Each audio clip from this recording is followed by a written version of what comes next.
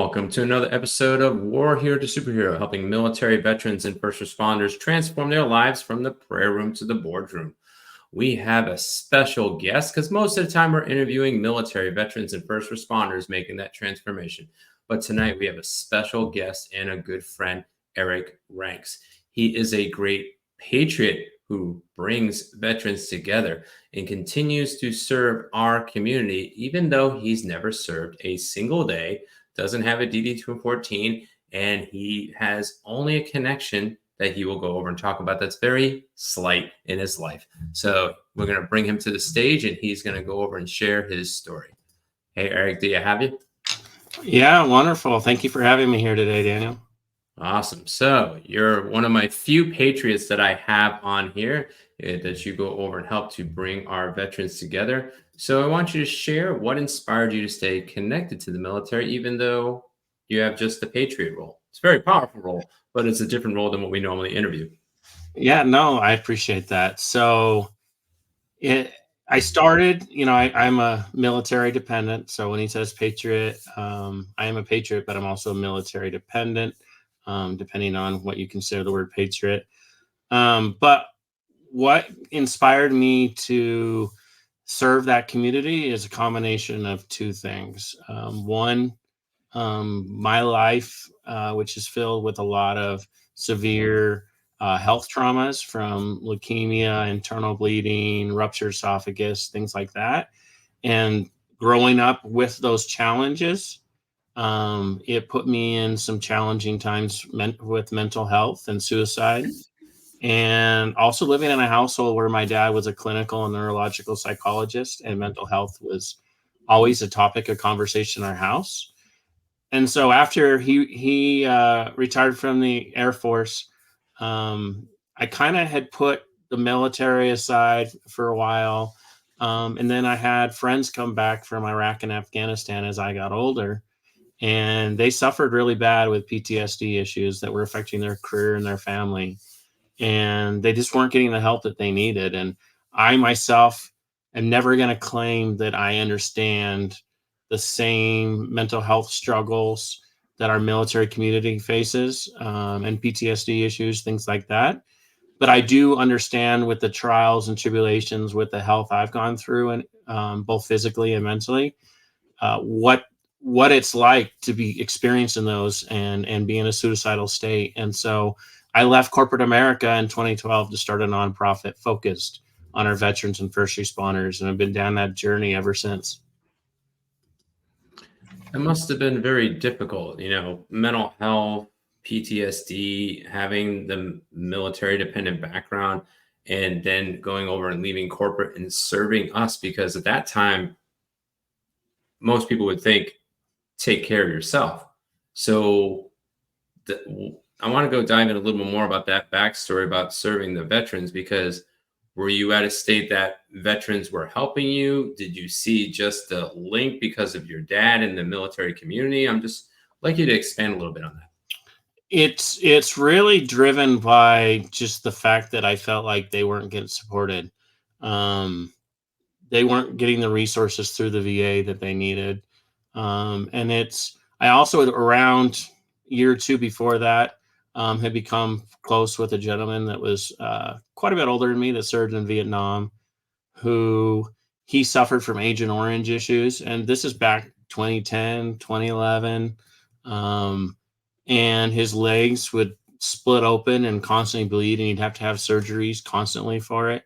And even back in 2010, 2011 time, the VA was not covering Agent Orange. It was not something that they would recognize. And so it was just a combination of seeing multiple situations that the VA was not giving them the support they needed. And so when I created the nonprofit, it's pivoted over time. When I first started it, the sole purpose was to help veterans get access to the benefits due to them.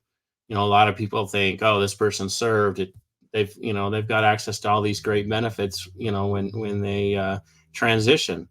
But a lot of times, it takes years to fight for the veteran benefits that are due to them. And in may even entitle getting legal involved, getting attorneys and stuff to fight for those benefits. And then over the years, as I saw suicide rates increase, mental health and suicide prevention became the premier focus. And so it evolved as I watched what was going on with our, the veteran and first responder communities. Yeah, I think that's the main disclaimer that most people don't understand as the veteran. And like the veteran understands it, but our patriots typically don't. And what it is that some people can get taken care of really well. When I got out of service in 2012, there was a thing called BDOC, which is Benefits Delivery at Discharge. They did a VA package for me and everything went through. And then I didn't know when it was going to happen, but I know that they did all the work. And then I got told it was done, and then we were almost going homeless in between it was between September and November of 2012. And it went from trying to get a business up and rolling to then, all right, now struggling. And that VA benefit compensation came in the day that I was down to $400. And I'm like, I don't know how to pay the rent. I don't know how to do this stuff. That's a God providence moment, but that's not typical with the veterans. I have one veteran right now. She got out 2 years later than me, never got the claim done. They never did anything for her. She has like 21 to 22 things diagnosable. And I found out as I worked with her and had conversations with her every day. And she's like, I never had this done. I'm like, what? So now we're finally in the process of getting her work that out. So we have to fight to get her the benefits first. And then we have to then go afterwards and fight for the back claim because it should have happened in 2014. So it's very cool that you were able to see that and go over and empathize with us and everything else, and to go over and to support us. Yeah, it's a step even beyond that. So one, I don't know your situation, but people who are on the Patriot side may not understand some of it, where there's ratings, and if you don't answer questions right, you may really qualify for a much higher rating than you're being given, because maybe you came in and we were having a good day, and so when they asked how you're doing, you're like, oh, I'm doing pretty good, but that first question changed the rating that you're going to get. And so that's part of it. And also the other thing that we focused on when I first got started is the things that the VA does not cover. So the VA may cover someone getting a wheelchair, but does not cover putting ramps on the house, the vehicle, extending the doorway so you can get the wheelchair in and out, like things like that. And so people also need to realize you have to even dig deeper above, like not only does the VA cover it or not, but once they've taken care of a situation, what are the other ripples around it that have to be covered? Yeah, I would totally agree upon that, because we're seeing a shift in the VA is that they're trying to get away from physical disabilities and now compensate for the mental disabilities.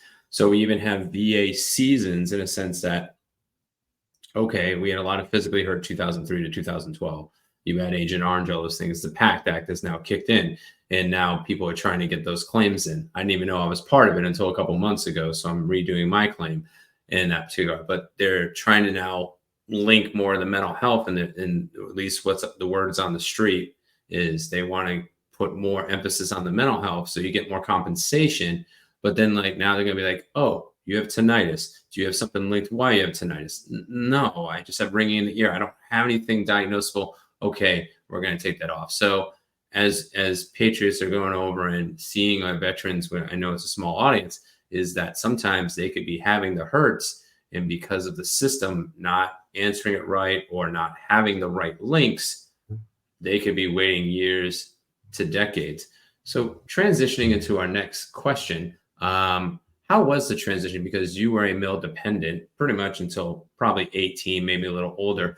How did that go over and impact you when you went from living base, living at home, to now becoming that patriot? Because was it easy? Was it difficult? Did you even see anything at all? Did it phase you? So that transition actually took place mid childhood. Mid childhood. So I actually spent part of my growing up as a child outside of the military. So that transition, I think, was easier because it wasn't like my whole life, and then all of a sudden it's something different. It was, I spent part of my life in on bases, and the other part of my life, in regular public schools, outside of being on a base. And so I think that was easier, but I never disassociated completely, like that whole upbringing of the military side. You know, I do. In fact, part of me carries one of the bases that we lived on was Loring Air Force Base in Maine. It's actually closed now. Clinton closed it during his administration. And I mentioned leukemia. Like, I actually self-blame myself, like whether I can prove it or not. I think that was actually the closest nuclear base to Russia during the Cold War. It's at the very, very top of Maine.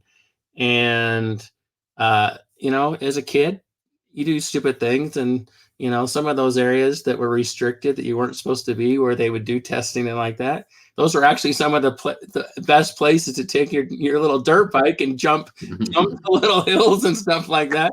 So I feel like I put myself around radiation, and that could have a key to why I have experienced some of the things I've done. But so part of me, I feel like I've brought the military like with me, even outside of why my dad was serving.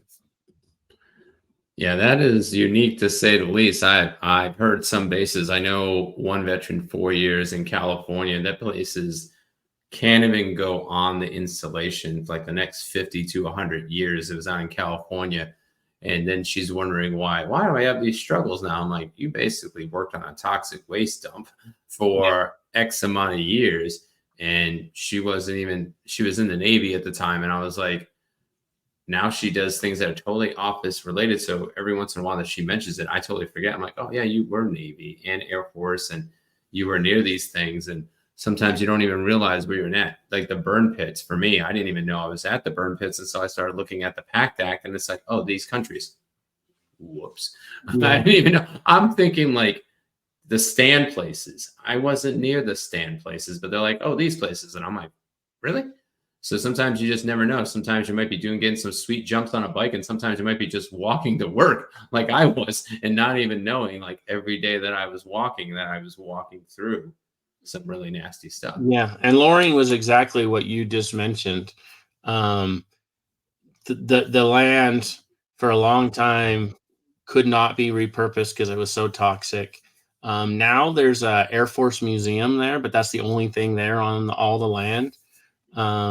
Is an old Loring Air Force Base museum, but yeah, pretty much the land's uninhabitable, and that's because of how toxic it was from the nuclear. We didn't store nuclear waste well, like like it should be. I live here in Utah, and right next to us is Idaho, and they have INL, which is the Navy. The Navy has a nuclear base over in Idaho that they use to kind of build the nuclear reactors and stuff that they put on the Navy ships. And on the news all the time, they're talking about the fact that those storage containers, that nuclear waste, are so old that they're starting to leak into the water system in Idaho. And that all these type of things we don't think about. But you guys your generation is fortunate that the burn pit situation. You look at the Agent Orange, it took years and years after Vietnam. The Mhm. burn pit, there was enough people, and I think it's because we're in a generation where you have social media and Mhm. you can get people involved. They were able to pass the act to help people to burn pit. It was what, like 3 or 4 years ago, um, but maybe even 2 years ago. But that only happened because enough people got involved politically. That was a case where the VSOs were not doing enough on Capitol Hill to make it happen, and it took outside people and organizations that believed in the right of taking care of our military to make it happen, and it did. And I also would say to the Patriots is that you can be a voice too. I come to find out recently one of the agencies that lobby on the Hill, the majority of them don't, that are military affiliated, but the Air Force Sergeants Association can lobby on the Hill. They're roughly 75K right now, but when they were back, they still lobby, but they listen more when there's 100,000 plus.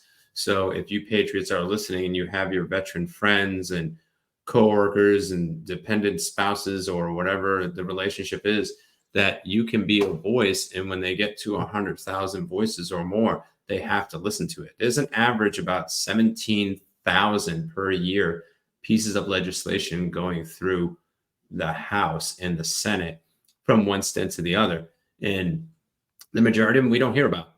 But if there's enough voices out there, then they go over and take that seriously. So Yeah, there's a new one that just recently got extended. Well, it's extended. It's not new, extended, which people might not know about, but that's people in Utah, Arizona, New Mexico, like areas like that that have to do with nuclear testing as well. And so, like, if you were on a base in those states and during the certain times the window follows, there may be cases around you and the health issues you're struggling that it just got extended. So, and that's good to overhear. So let's pivot the conversation a little bit because I'm seeing something beautiful in the background that's on the corner. It's not on the book stand, but it's a beautiful little bottle, and I want to transition to that.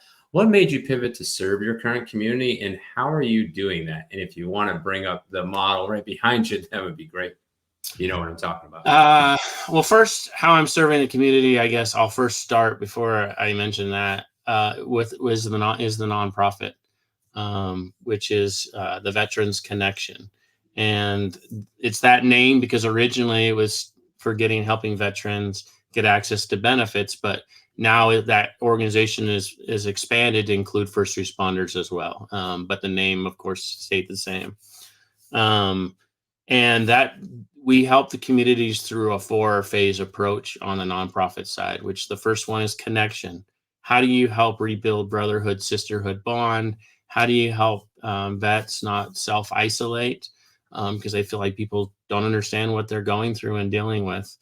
The second one is empower. So that's around your necessities of life, food, childcare, veteran benefits, water, things like that, and everything you need to have a healthy, productive life. And so if you can solve phase 1 and 2, we can get someone out of fight or flight mode.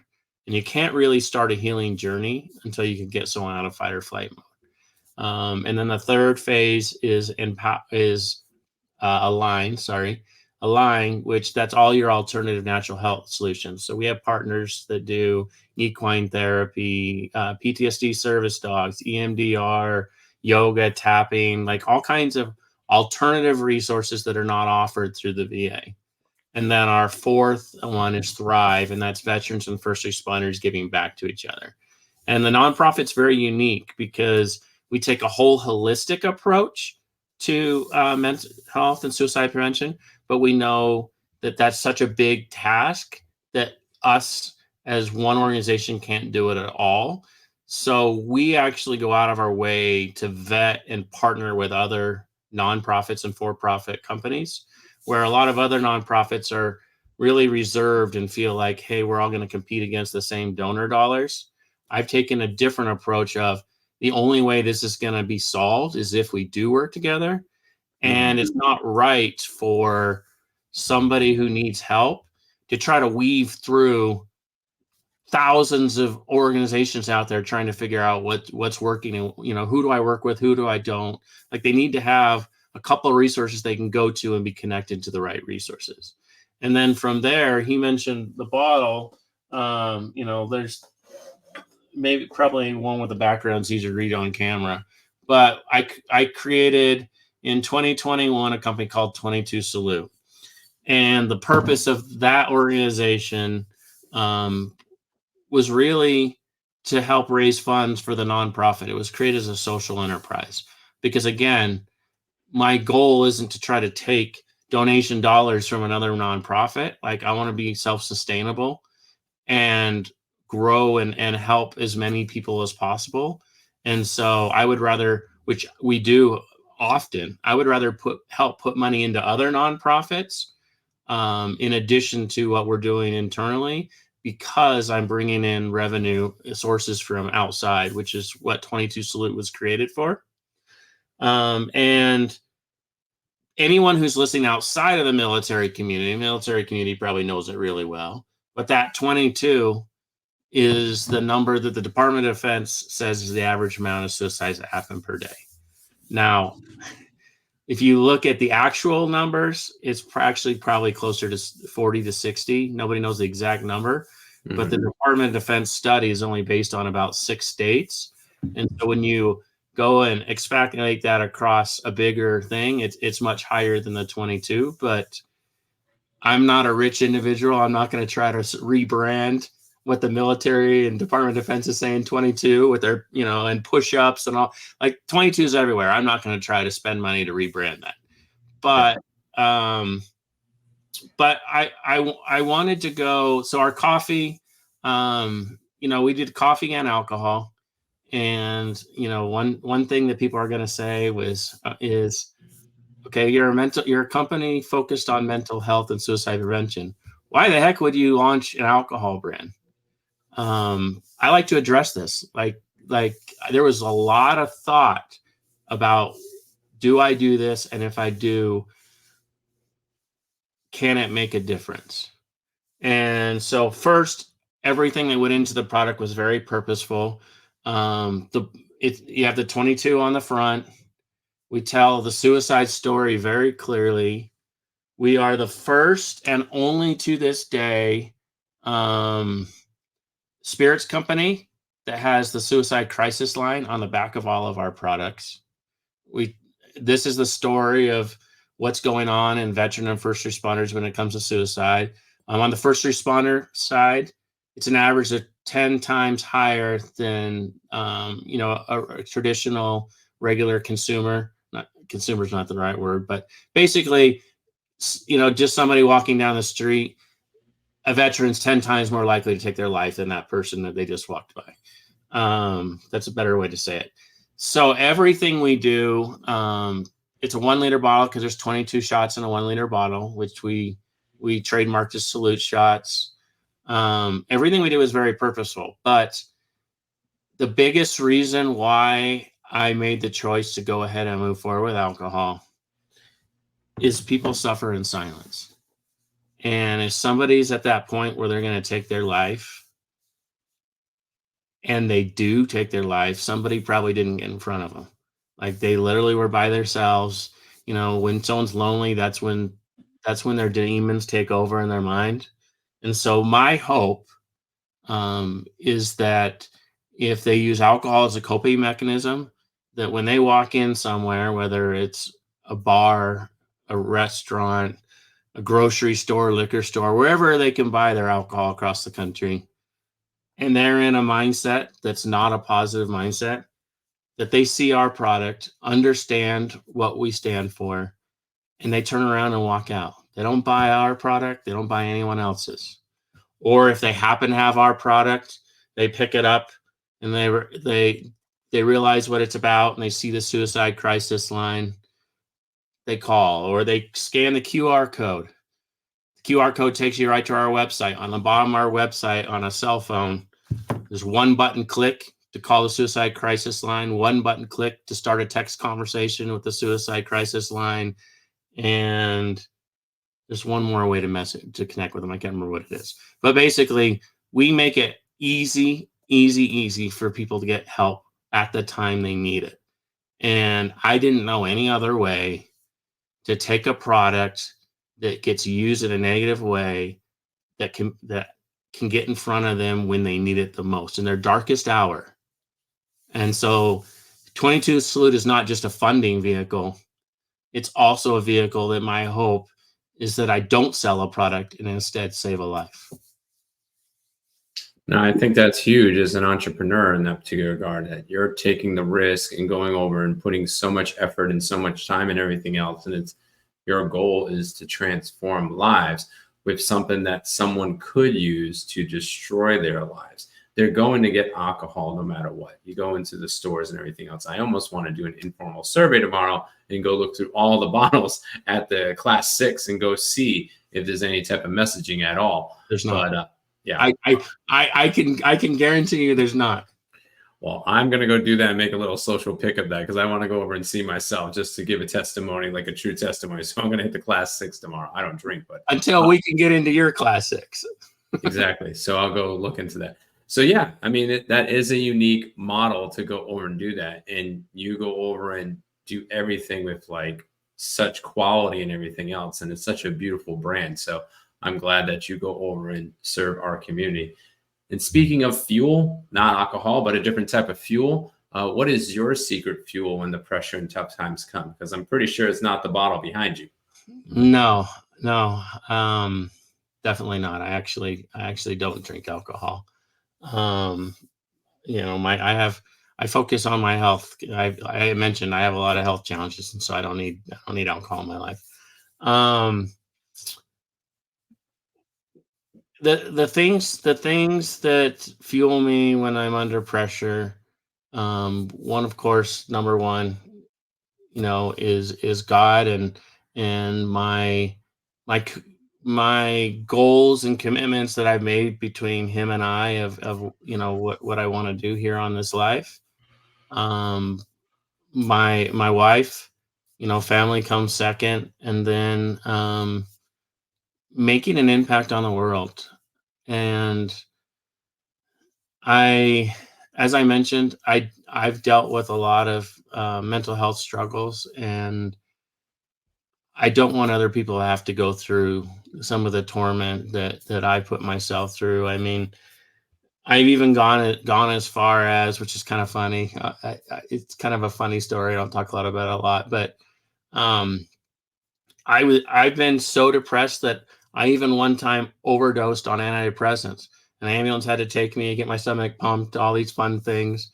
But that was me trying to get happy. It was not me trying to kill myself. There was zero desire, but it was me trying to get happy. And I know I know the demons that can be in other people's lives. And for me, it's the things that drive me outside of, spiritual and my wife is helping people live a better quality of life, making an impact, and also not wanting to be an ordinary person. Someday unfortunately, we're all gonna die. Whether people say that they're gonna find a way to make us live forever, eventually we're all gonna hit that day. And what do you want your tombstone to say? Like, do you want it to be like, here lies an ordinary person, or here lies XYZ, and this is the legacy and impact they made in their life. And for me, it's really important that the impact I left is that I helped people live a better quality of life. You know, the interesting thing is that it's the year 2024, and I would not be shocked that there'll be QR codes on tombstones one day. So it will be more than one statement. Someone will So I can scan it. record that on video, and then they can put it on the QR code. Maybe that's how we can get another business going. QR codes on tombstones. There you go. Keep yourself for an eternity. You There won't you have go. the true eternity, but at least you'll be viral when you're dead. I mean, you do have spiritual eternity. Of course. No, I totally agree. I totally agree. But I think people sometimes get a little caught up with this eternity. And For yet sure. we're But at online least, right now. So but at least you have your wife on the front of your phone, so that's nice. yes, do. So now our last question to go over and to close out this great interview is 3 superhero tactics. So I either want you to imagine yourself maybe 10 to 15 years younger, or maybe somebody that you mentor because you've traveled, you speak, you write books, and all those other types of things. I mean, you're regularly across the nation, and you can meet him at MIC. Hopefully, he goes next year. But we met last year at MIC, Military Influencer Conference. So think about either someone you're mentoring or your younger self on 3 superhero tactics you would give to that person. This, and I this is actually the hardest of the questions, because there's a lot of things that I would have done different. I mean, our our background makes us who we are, so I don't have regrets of a lot of things in my life, but there are things that I know I could be in a different place right now had I known different things prior, or had I made some different choices. And so this is actually a harder one. But if I had to pick three, one would be, don't I guess the one would be, don't let money control things. When, my first, up until I transitioned to doing nonprofit work, my whole focus in my life was how could I make the most money possible. And I worked way too many late hours. Like, I can tell you months at a time over years that I would go 3 or 4 days without sleeping, not really spending time with my wife, like just focused on growing businesses and making as much money as possible. And money has a place in life.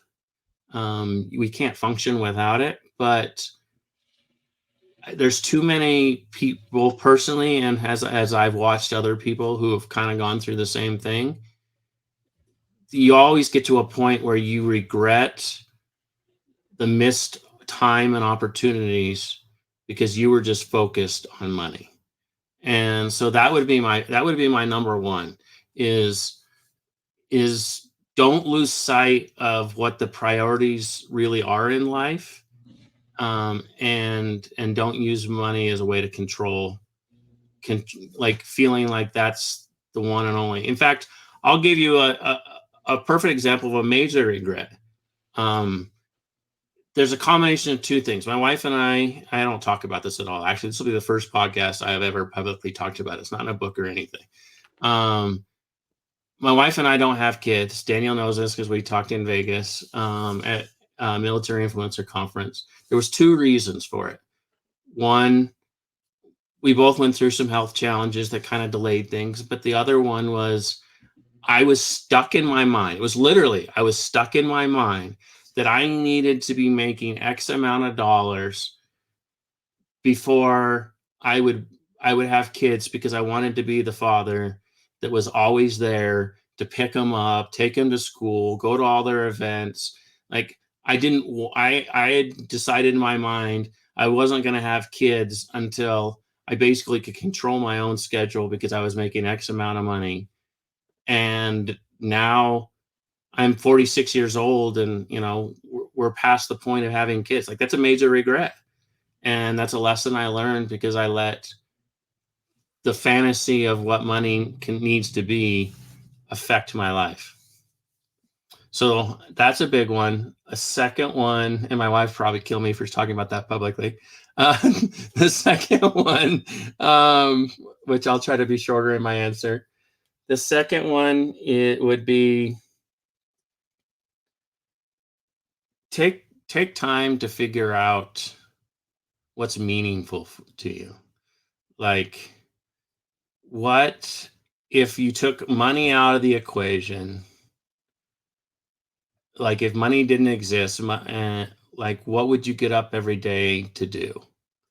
For me, making a difference to veterans and first responders, and now I'm getting involved with some initiatives around children, mental health, and suicide prevention, through a new initiative that's called Fighters for Hope. That you'll start seeing some more stuff around that. Um, Mine is get up every day is focusing on people's mental health. And if you took money away, it's still something that I would be passionate about. And that's another thing I think people regret, is they get older in their day and they didn't enjoy getting up every day and going to work. They hated it. They were miserable. They worked for people they didn't enjoy working for. Like, all these type of things. If you take out all that, what is it that's going to make you happy every day? So that's two. So no money, happiness. I wouldn't say no money. That was the wrong answer. We need money, but don't make that your priority. And then third, these really are hard questions. You already had three. You did the first one, so you're good. Okay, well then I'm good. I'm good. I don't want to just take a bunch of time, but No, I'm totally fine if you're thinking something momentous. That's totally fine. But just so no, you know, the things that you share that you're like, hey, your wife hasn't gave you permission, my AI is most likely going to make that the most viral clip. So I'd give her a heads she up really that. will probably be frustrated I shared it, but it's fine. Mhm. Because it's a regret to her too. Both of us, kids, we'll never get to experience that, but the joy that you see kids bring into other people's lives.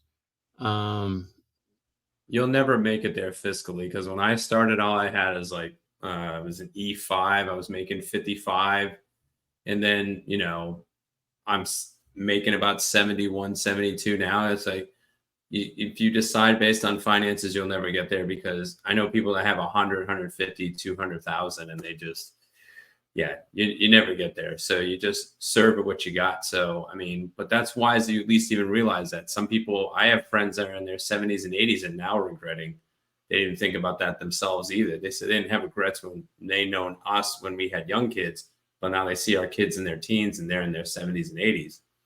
They have a sea of regret. So, yeah, I mean, I'm 46. If I had had kids when I first got married, I mean, they would have been out. They've been out of the house, have productive lives. Like,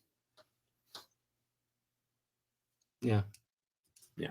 Well, we can always redeem from those things and try to find opportunities to go over and to serve those communities, adopt, and all those types of things. Until breath is out of our body, we still can go over and, Oh, I'm a little old now. huh?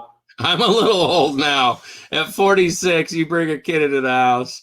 Like, I know someone that's 53 that brought a kid in the house. Like I said, until breath is out of you, you always have that option. It doesn't always have to be biological, but there's always many options. yeah, So, but then that person's never retiring because they're going to be taking care of this kid till have you they're like, looked at Social Security? We're not going to go into that particular topic, but if you're retiring after 2034, I'm just saying we got to do our daily bread. That's just me. So I hope to retire, but I think I'm going to be working until the Lord and the Maker calls me up. So. yeah. All right, so I wanted to thank you for all the wisdom you go over and shared, and got to challenge the brain a little bit on those tactics and everything else. So the last part of our show is about you. You can talk more about 22 Salute and tell us what you're doing in the next couple months, any books or projects or anything, and then close out with maybe one quote or saying, and then we'll go to credits. Yeah, I mean, I would say check out the veteransconnection.org.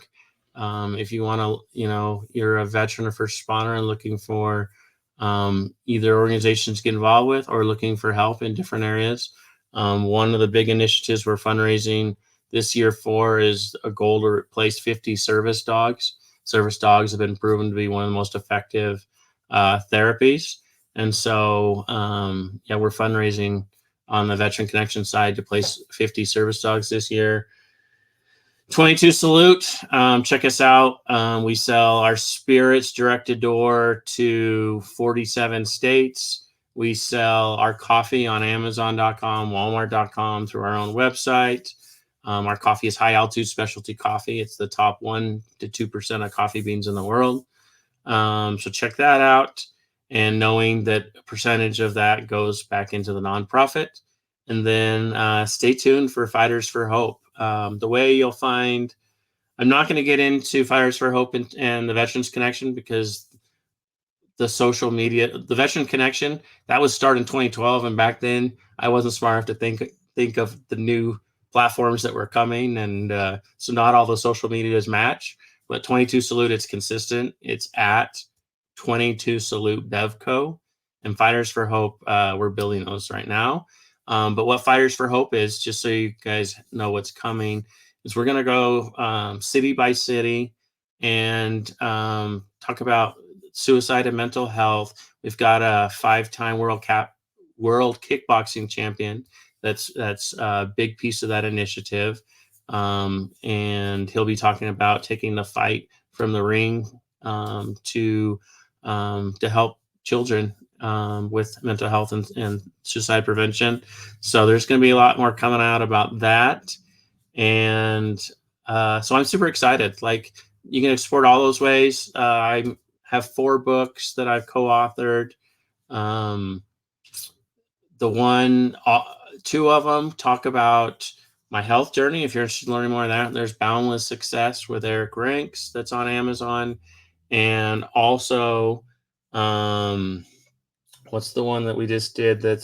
So the one that I just released, Legacy Builders, Leaders of Global Impact. I was just awarded LA Tribune bestselling author as part of that. And I go even more in depth with my health journey and what pivoted me, taking my pain as a catalyst into making change in my life. I talk more about it in that book of all the things I'm involved with.